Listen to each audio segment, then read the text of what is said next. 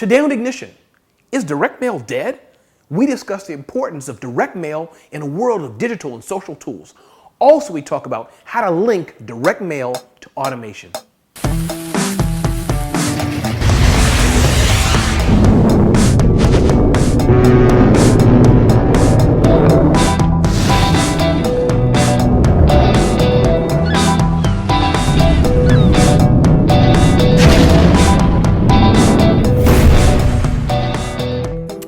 And welcome to Ignition. I'm Ellis Friedman. And I'm Ramon Ray. Ignition is a weekly show where we discuss topics to help you grow your business. So Ellis, what are we going to discuss on this week's Ignition show? Well, Ramon, today we're going to talk about direct mail strategies for small business. Awesome. And you can also check out our ebook, Deliver, Satisfy, Repeat, in our resource center. But today we have with us Travis Lee. He is the co-founder and president of 3D Mail. Travis, welcome to the show. Thanks for being here. Hey, thanks for inviting me. Happy to be here. So Travis, I don't mean to put you on the spot, but I do mean to put you on the spot. I really do. In the world of digital technology, mobile technology, telephones, cell phones, social media, Twitter, all these things, who in the world, why in the world my question is, direct mail still relevant? Is it still relevant? Well, you know, you just mentioned all those technological gadgets, doodads, everything. To me, that's why you need it even more. Because we have become overwhelmed with that kind of stuff. It's just in our world, in our face all the time. But if you can enter a conversation with your prospects or your clients or your leads or whomever in a different media, a different way, you're very likely going to get, you're actually going to get eyeballs on whatever it is that you want people to read or hear. And we're talking about direct mail. We're not just talking about a postcard. You have some things there. Maybe just show some of those up. Yes. Just quickly, you know, that's direct mail is anything you're sending in the mail. Absolutely. It can be a postcard, it can be a sales letter, or it can be real fun stuff like a bottle or even a bank bag and stuff like that. So I mean, this is, you know, it's a really versatile media. It's not just postcards, it's not just envelopes, it's all different kinds of things to get attention, stand out. So we're getting attention by going old school. Yeah, I guess you could say that. Is it old school? You know, direct mail's been around a long time, that's for sure. Direct mail has its roots going back to the late 1800s. And really, the more affluent you go, so if you target affluent clients or affluent people, it's even easier to get in front of them versus all those other ways, because you know they're a lot of times they're not online, a lot of times they're not as eager to give those things. Exactly. But it works in the business to business world as well. Say you want to get in front of a CEO or a CFO or a decision maker or a president of another company. You know, dialing up on the phone, sending an email, that might be tough.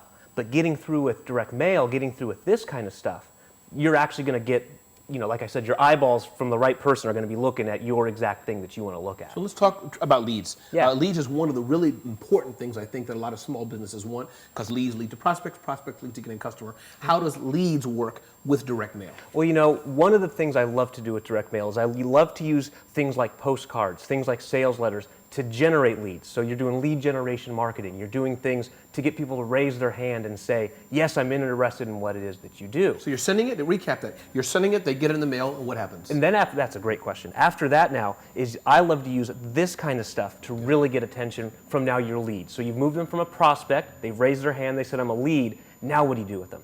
Well, you follow up technology-wise, email, you follow up with all those other cool gadgets you have. This is a step in that follow-up. It's a way you can touch them, you know, without being, you know, overrun by technology. So they'll actually respond to whatever call to action you have in the direct mailer. Absolutely. And then you know they're a good lead. Exactly. So for this one, let's say we solve a nagging issue, or we solve a headache, or we solve a problem. You would send this, right? Because this is your prescription for whatever that problem may be. So that's just one way you can use it. So how do you choose who to send these things to? Because clearly direct mail, especially like fancy ones like this, is going to cost. It's going to take a part of your marketing budget. So how do you determine who the recipients are of these messages? Well, the first thing, it's very important, that's a great question too, is make sure you pick the right mailing list. So you really want to hone in on who your exact client is.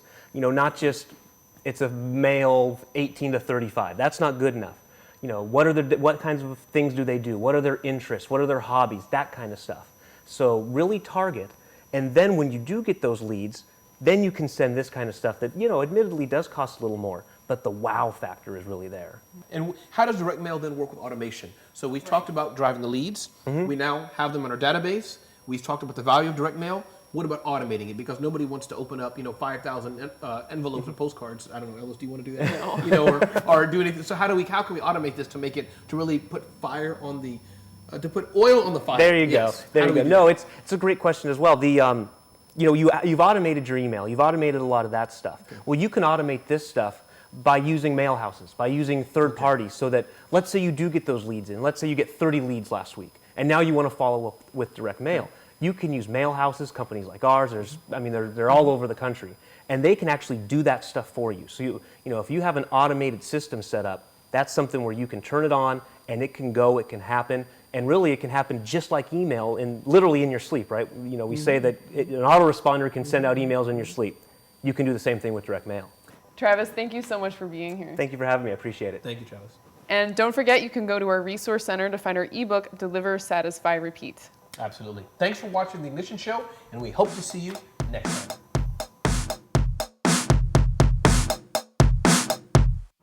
Love Ignition? Subscribe to our YouTube channel. And don't forget to check out our resources section. That's a space needle. Cool. Yeah. Sort of. A needle of space. I mean, the top looks like a needle. That is true. Or corner of the cob.